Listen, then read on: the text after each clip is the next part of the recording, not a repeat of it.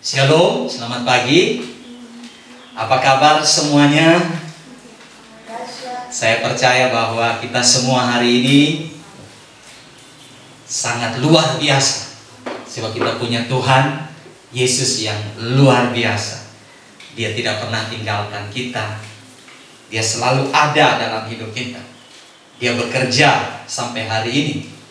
Firman Tuhan berkata bahwa Allah turut bekerja dalam segala sesuatu untuk mendatangkan kebaikan. Ingat saudara, untuk mendatangkan kebaikan bagi semua orang yang mengasihi Dia.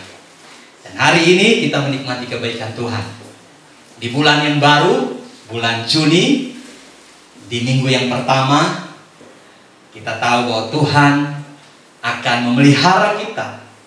Di bulan ini Dia akan menunjukkan kepada kita berkat-berkat yang besar, mujizat demi mujizat, keberhasilan demi keberhasilan, kemenangan demi kemenangan.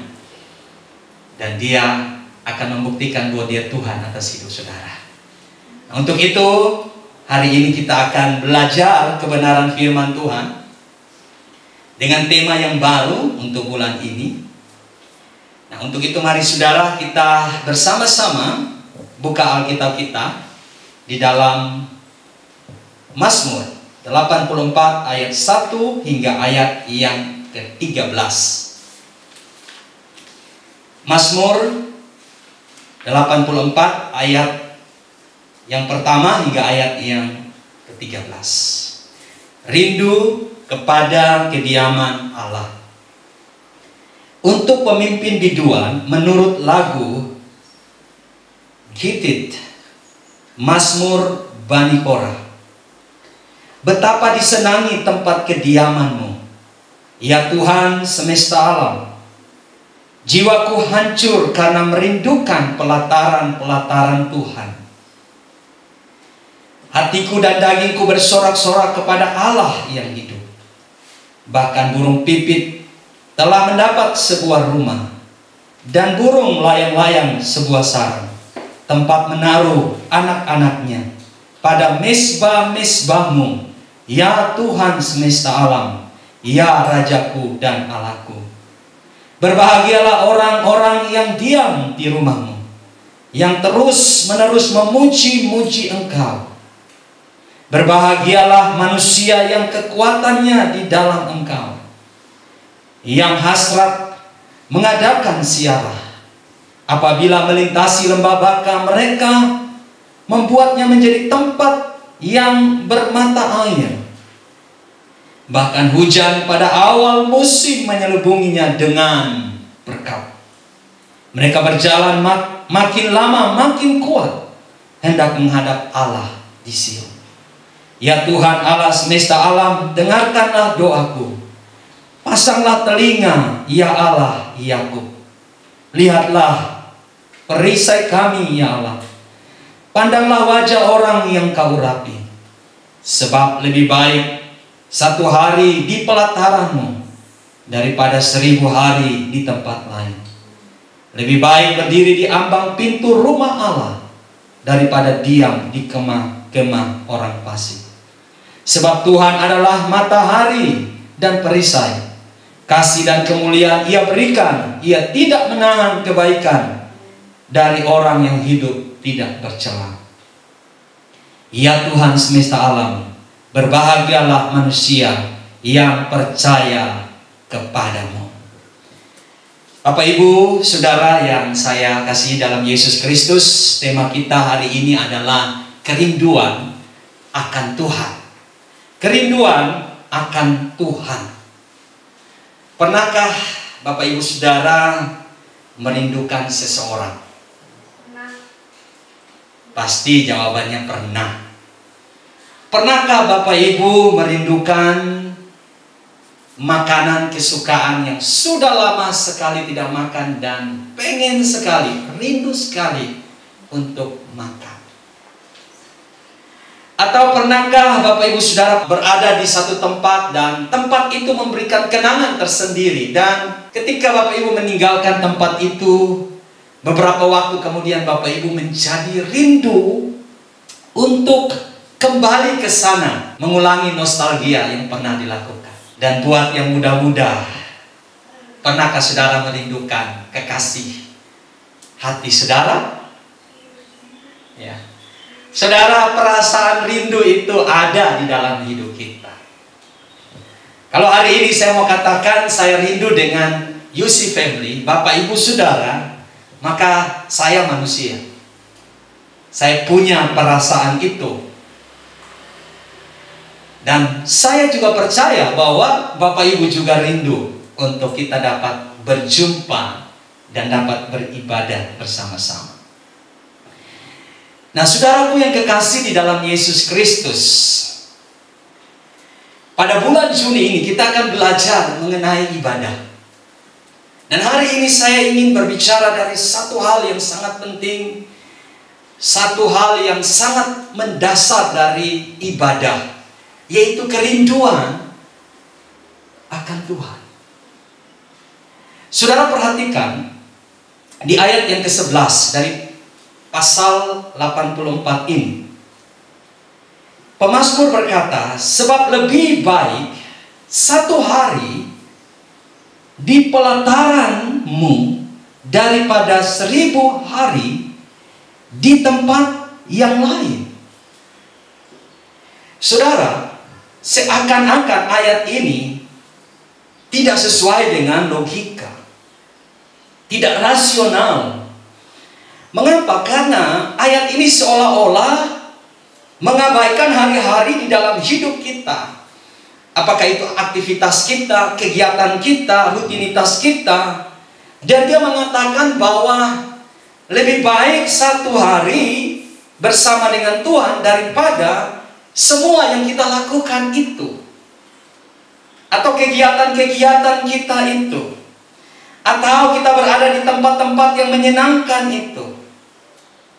Saudara, ini sangat kontra sekali. Tetapi kalau kita membaca bahagian firman Tuhan ini, saudara, kita menemukan sebenarnya pemazmur ingin menyatakan kepada kita begini, bahwa untuk apa saudara menghabiskan waktu dengan berbagai macam kegiatan di berbagai macam tempat, tetapi saudara tidak punya kesempatan untuk beribadah kepada Tuhan.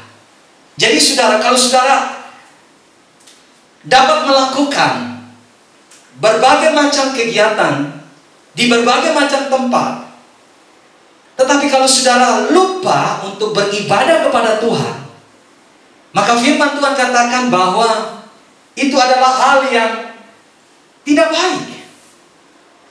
Mengapa saudara? Karena dia katakan lebih baik satu hari di rumah Tuhan, beribadah kepada Tuhan, daripada 1000 hari yang engkau habiskan di tempat yang lain. Nah, pemazmur ingin menunjukkan kepada kita bahwa ibadah itu harus menjadi prioritas dalam hidup kita. Ada amin Bapak Ibu Saudara. Pemazmur tidak merendahkan aktivitas kita. Pemazmur tidak merendahkan kita mau berada di mana saja, apa saja yang kita lakukan. Tetapi pemazmur ingin mengingatkan kita bahwa ibadah itu harus menjadi utama, menjadi prioritas. Sebab kalau kita tidak ibadah, maka percuma seluruh kegiatan kita. Apakah itu menyangkut hidup kita, pekerjaan kita, studi kita, hobi kita, maka itu tidak akan lebih baik bagi hidup kita kalau kita melalaikan prioritas utama, yaitu ibadah. Saya percaya saudara dapat mengikuti saya dengan baik, supaya kita jangan menganggap bahwa ibadah itu sebagai penghalang kita dalam kita beraktivitas. Karena saya mendapati banyak orang berkata bahwa ibadah menghalangi dia untuk beraktivitas, melakukan pekerjaannya, melakukan hobinya, melakukan bisnisnya, melakukan studinya, dan berbagai macam hal yang lain. Saudara, jangan sampai kita berpikir demikian. Nah, untuk itu saudaraku yang kekasih, mari kita lihat hati Tuhan hari ini. Saudara, kalau kita ke belakang sebentar, kita melihat bagaimana Tuhan menciptakan dunia ini. Saudara, Tuhan menciptakan dunia ini 6 hari lamanya. Kita bisa baca di dalam kitab Kejadian. Saya tidak perlu memberitahukan lagi hari pertama apa, hari kedua apa, hari ketiga apa. Saudara sudah tahu. Tetapi yang pasti Tuhan menciptakan dunia ini 6 hari. Tetapi pada hari yang ke-7, saudara, firman Tuhan katakan Tuhan apa? Berhenti. Saudara, apakah ciptaan sudah selesai? Saya percaya jawabannya sudah. Karena Tuhan tidak pernah menciptakan tidak sempurna. Semuanya sempurna. Alkitab berkata bahwa semuanya baik. Itu menunjukkan kesempurnaan, komplit ciptaan Tuhan. Dan untuk itu pada hari yang ke-7 Tuhan berhenti. Tuhan stop semua aktivitas penciptaan. Saudara perhatikan baik. Dan Tuhan tidak sampai di situ, Dia menguduskan apa? Hari itu. Mengapa hari yang ke-7 di dalam kalender kita itu hari Minggu? Saudara, kata hari Minggu itu kalau saudara lihat dari bahasa aslinya, itu adalah hari Tuhan. Memang ada kepercayaan lain mengatakan bahwa hari Sabat itu hari Sabtu. Tetapi kita memegang keyakinan bahwa hari Sabat itu hari Minggu. Ya, sesuai dengan perhitungan kalender yang nanti kita ada waktu kita bisa bahas itu, saudara. Karena kalau saya bahas itu sangat panjang. Ya, kalender Masehi dengan peraturan-peraturan agama Yahudi. Oleh sebab itu, saudara, mari kita lihat bahwa Tuhan berhenti. Tetapi beda dengan orang Kristen hari-hari ini. Hari Minggu juga dia bekerja. Dia buka toko, dia berbisnis, dia ke ladang, dia mengerjakan seluruh aktivitas seperti yang dia sudah kerjakan sebelumnya. Saudara, 1 hari sampai hari ke-6 Tuhan berikan untuk kita. Kita boleh melakukan apa saja. Tetapi sekalipun kita boleh melakukan apa saja, tetapi dalam hari itu Tuhan juga minta kita jangan lupakan Dia. Ada amin, saudara. Sehingga ketika kita sudah melakukan 6 hari untuk hidup kita, Tuhan minta 1 hari dikhususkan untuk kita bisa datang kepada Tuhan, untuk kita bisa menghadap Tuhan dengan nyanyian, dengan pujian, dengan sorak-sorai, di mana kita menghentikan seluruh kegiatan aktivitas kita yang lain, sehingga hati kita terfokus hanya kepada Tuhan, dan kita datang untuk memberikan yang terbaik bagi Tuhan dari hidup kita. Jadi saudara, hari yang ke-7 Tuhan menghendaki kita berhenti, dan kita mengkhususkan waktu kita untuk beribadah kepada Tuhan. Sehingga pemazmur berkata 1 hari lebih baik daripada 1000 hari. 1 hari di rumah Tuhan lebih baik daripada 1000 hari di tempat yang lain. Pemazmur ingin menunjukkan kepada saya dan saudara bahwa betapa penting ibadah itu.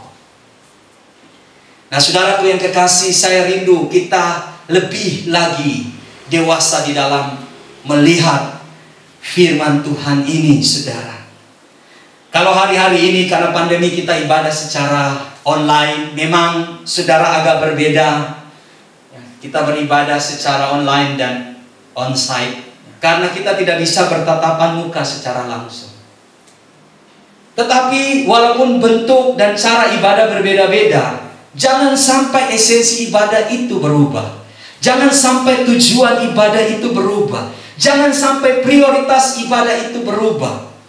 Sebab ada orang Kristen yang berkata, "Pak, saya tidak bisa ibadah secara online karena saya tidak nyaman." Lalu saya tanya dia, "Jadi hari Minggu kamu buat apa?" "Saya tidak beribadah, Pak. Saya cuma baca firman dan saya berdoa." Loh, bukankah hari Minggu Tuhan suruh kita beribadah? Saudara, memang bentuk, cara, metodenya berubah karena pandemi ini. Tetapi esensi, tujuan saudara dalam beribadah itu harus tetap kita lakukan. Nah, saudara, mari lihat alasan pemazmur mengapa dia katakan ibadah kepada Tuhan itu jauh lebih penting, harus menjadi prioritas di dalam kehidupan kita. Saudara perhatikan ayat 2 dan ayat 3 dari pasal 84 ini. Firman Tuhan berkata, betapa disenangi tempat kediaman-Mu, ya Tuhan semesta alam. Jiwaku hancur karena merindukan pelataran-pelataran Tuhan. Hatiku dan dagingku bersorak-sorak kepada Allah yang hidup. Saudara, kalau baca ayat 2, ayat 3, seolah-olah pemazmur ingin berkata seperti ini. Dia tidak bisa hidup tanpa Tuhan. Sebab dia katakan di sini, saudara, jiwaku hancur karena merindukan Tuhan. Hati dan dagingku bersorak-sorak karena Allah yang hidup. Saudara, yang pertama, alasan mengapa ibadah kepada Tuhan itu begitu penting. Yang pertama ialah bahwa Tuhan adalah kebutuhan terbesar hidup kita. Mengapa ibadah kepada Tuhan itu begitu penting? Karena di dalam ibadah kita sedang menyatakan kepada Tuhan bahwa Tuhan adalah kebutuhan terbesar hidup kita. Pemazmur melukiskan dengan bentuk puisi yang begitu indah. Kalau saudara baca Mazmur, ada bentuk puisi, ada bentuk prosa. Tetapi saudara lihat ayat 3 adalah bentuk puisi yang sempurna. Dia katakan, jiwaku hancur karena merindukan pelataran-pelataran Tuhan. Hatiku dan dagingku bersorak-sorak kepada Allah yang hidup. Pemazmur ingin mengatakan kepada kita bahwa dia tidak mampu hidup tanpa Tuhan. Dia tidak mampu hidup di luar Tuhan. Dia ingin mengatakan bahwa dia tidak bisa hidup tanpa ibadah kepada Tuhan. Tuhan adalah kebutuhan bagi tubuhnya. Dagingnya akan bersorak-sorak karena Tuhan memenuhi keinginan tubuhnya. Jiwanya akan bersuka cita karena Tuhan adalah jawaban bagi jiwa yang lapar dan haus. Rohnya akan dikenyangkan karena Tuhan adalah jawaban buat rohnya untuk menghidupkan dan menyalakan api rohnya. Saudara, hanya Tuhan yang dapat memuaskan kehidupan, baik itu roh kita, jiwa kita, bahkan tubuh kita. Saudara perhatikan Mazmur yang sama yang ditulis oleh Bani Korah, Mazmur 42. Saya baca buat kita ayat 2 dan ayat 3. Seperti rusa merindukan sungai yang berair, demikianlah jiwaku merindukan Engkau ya Allah. Jiwaku haus kepada Allah yang hidup. Bilakah aku boleh datang melihat Allah? Saudaraku, di tengah-tengah tekanan yang dialami, yang pemazmur lihat, dan saudara tahu bahwa kira-kira Mazmur ini ditulis ketika bangsa Israel berada di dalam penawanan di Babel. Mereka mengalami penindasan, mereka mengalami tekanan, sehingga mereka tidak memiliki kesempatan untuk beribadah sebebas-bebasnya ketika mereka ada di Yerusalem. Sehingga mereka begitu lapar dan haus kepada Tuhan. Dan pemazmur menggambarkan orang yang lapar dan haus seperti rusa. Dan saudara lihat di situ dia katakan seperti rusa yang merindukan sungai yang berair. Tuhan itu sumber air kehidupan bagi jiwa kita. Saudara, mengapa rusa yang dipakai? Bukan domba. Domba adalah binatang yang takut dengan air, karena dia memiliki bulu yang tebal, dan ketika dia masuk ke dalam air dia pasti tenggelam. Domba dipakai untuk hal-hal tertentu sebagai gambaran tentang umat Tuhan dan gembala, yaitu Yesus Kristus.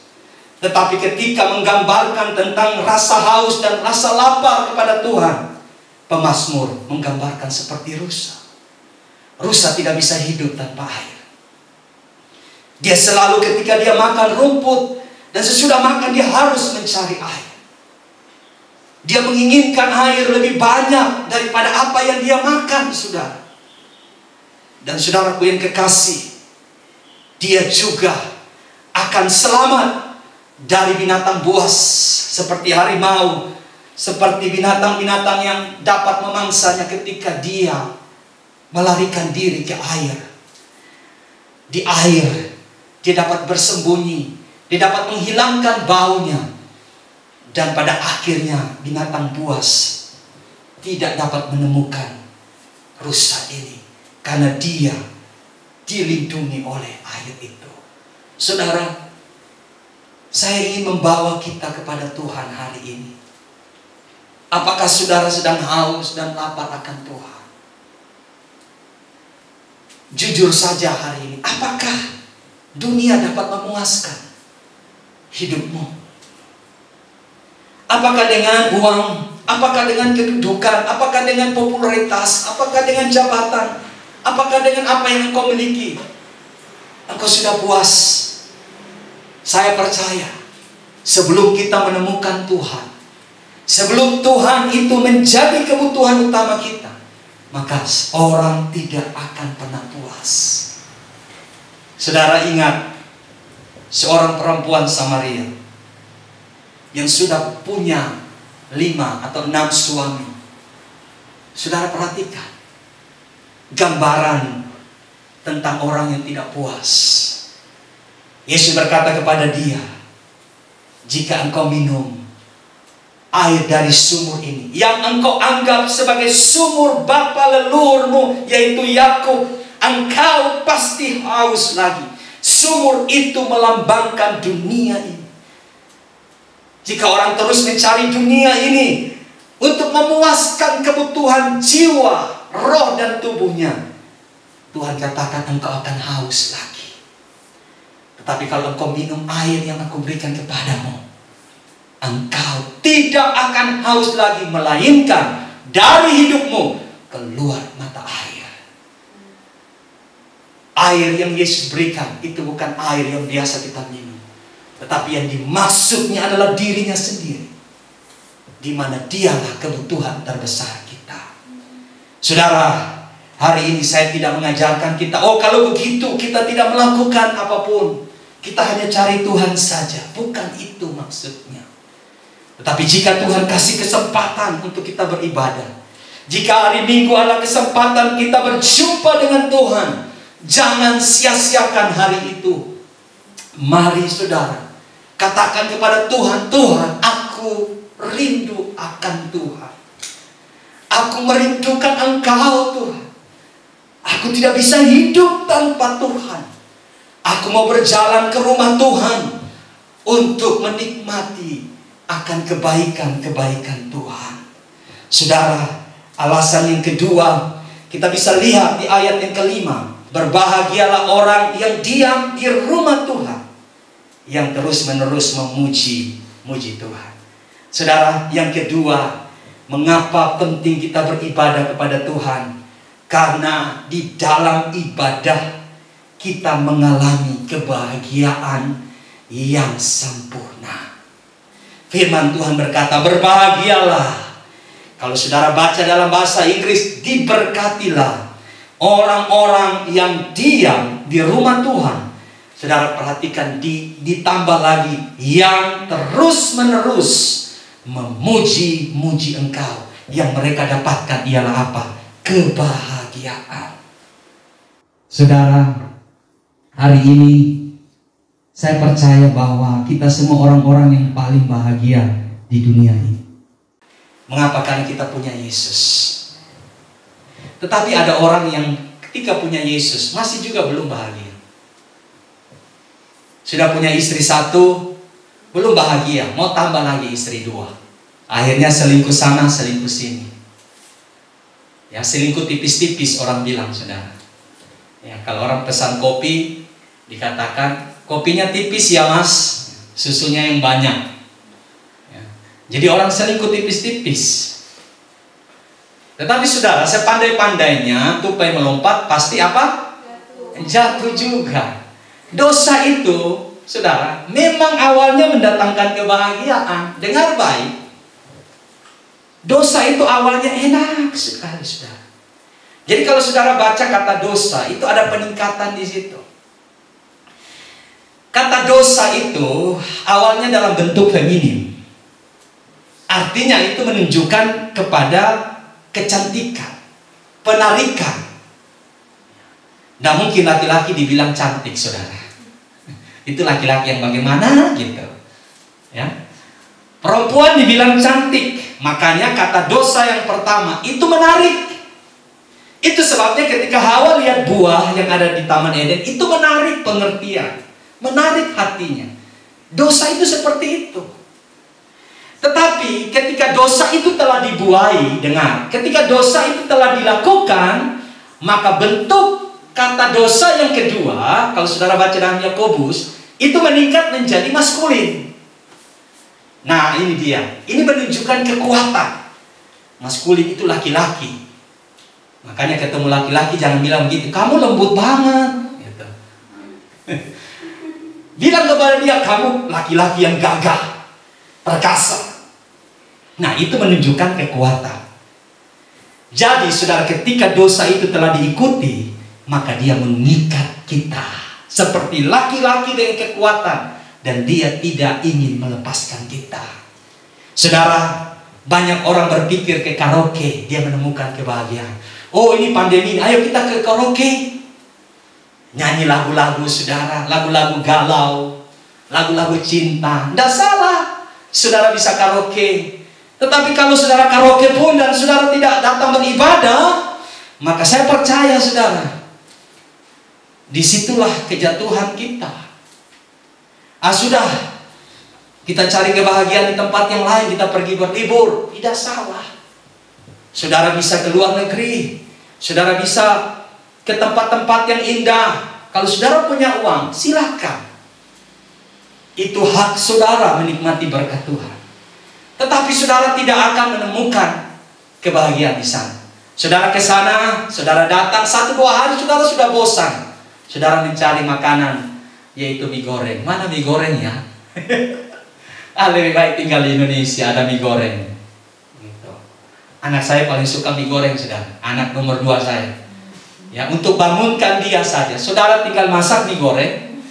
Lalu sebelum saudara makan, simpan aja mie goreng di dekat tempat dia tidur. Lalu saudara, bau mie goreng akan masuk di hidungnya, langsung kena di otaknya, dan dia pasti bangun. Dia berkata, "Papa masak apa?" Dia sudah tahu mie goreng, tapi dia tanya, "Papa masak apa?" Nah, saudaraku yang kekasih, saudara pergi berlibur, pulang saudara capek. Aduh, saudara ke spa, saudara urut.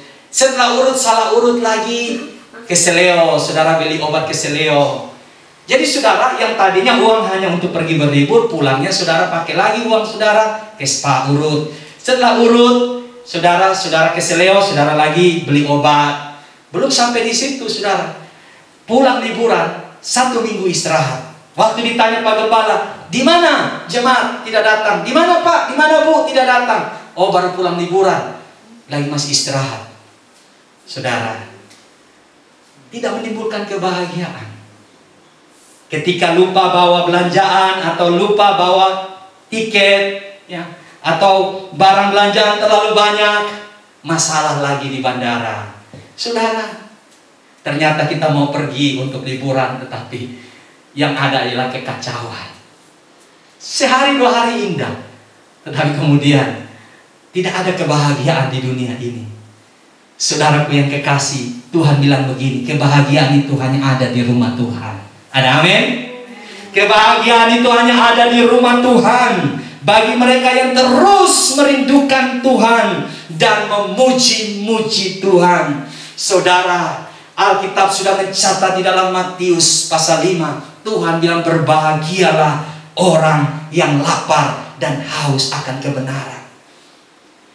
Saudaraku, ketika Tuhan menjadi tujuan hidup kita, maka saudara pasti berbahagia. Dan bukan cuma saudara, anak cucu saudara akan berbahagia. Dan yang terakhir, saya secara cepat saja, ayat yang ke-6 dan ayat yang ke-8. Firman Tuhan berkata begini, berbahagialah manusia yang kekuatannya di dalam engkau, yang hasratnya mengadakan siara. Saya baca ayat 7. Apabila melintasi lembah Baka, saudara, ini lembah kekelaman, lembah maut, masalah, tantangan, ujian yang menakutkan kita. Mereka membuatnya, saudara perhatikan, menjadi tempat yang bermata air. Wow. Tempat yang tidak menyenangkan jadi mata air. Bahkan hujan pada awal musim menyelubunginya dengan berkat. Ayat 8, saudara garis bawahi. Mereka berjalan makin lama makin kuat. Saudara, yang ketiga, mengapa kita harus beribadah? Karena dalam ibadah saudara mengalami kekuatan Tuhan dalam hidup saudara. Haleluya. Firman Tuhan katakan, sekalipun mereka melewati atau melintasi lembah Baka, sekalipun lembah kekelaman, sekalipun itu tantangan yang menakutkan. Mungkin di awal pandemi ini saudara lihat masa depan saudara suram, tidak ada jawaban, pintu tertutup, sepertinya keuangan saudara sulit, saudara. Tetapi ketika saudara datang cari Tuhan, saudara beribadah kepada Tuhan, maka saudara semakin hari semakin kuat. Lembah ketakutan itu diubah Tuhan menjadi mata air. Ada amin. Bahkan Tuhan mengganti musim, di mana musim yang akan turun dalam hidup saudara, yaitu musim hujan pada awalnya yang menyelubunginya dengan berkat. Saudara, firman Tuhan katakan di ayat yang ke-7, bahkan hujan pada awal musim menyelubunginya dengan berkat. Wow. Saudara, orang yang diam di rumah Tuhan tidak akan lemah. Kalau ditanya, kamu bagaimana hidupmu? Hidupku sulit, hidupku berat. Aduh, lebih baik aku mati saja. Lebih baik aku tidak dilahirkan saja. Saudara, itu tanda orang tidak beribadah. Sedikit-sedikit kecewa, sedikit-sedikit komplain, sedikit-sedikit bersungut-sungut. Saudara perhatikan orang yang beribadah. Ayat 8. Mereka berjalan makin hari, bukan makin lemah, tapi makin hari makin kuat. Ada amin? Sebab ayat yang ke-13 berkata, sebab Tuhan adalah matahari dan perisai, kasih dan kemuliaannya Ia berikan. Ia tidak menahan kebaikan dari orang-orang yang hidup tidak bercelah. Saudara, semakin hari saudara di rumah Tuhan, saudara semakin kuat. Saudara, mari kita rindu akan Tuhan. Saya mengajak UC Family, anak-anak Tuhan, justru di dalam masa pandemi ini, jangan tinggalkan rumah Tuhan. Jangan tinggalkan beribadah kepada Tuhan. Rindukan Tuhan. Dialah kebutuhan terbesar saudara. Ketika saudara beribadah, saudara mengalami kebahagiaan yang tidak dapat diberikan oleh dunia ini. Ketika dunia ini memberikan kebahagiaan cuma sebentar, tapi pada akhirnya dia merampas segala-galanya dalam hidup kita. Dan yang ketiga, kalau saudara beribadah, hidup saudara semakin hari semakin kuat. Lembah kekelaman menjadi lembah yang penuh dengan mata air. Haleluya. Ada kemenangan, ada kekuatan, ada kebahagiaan.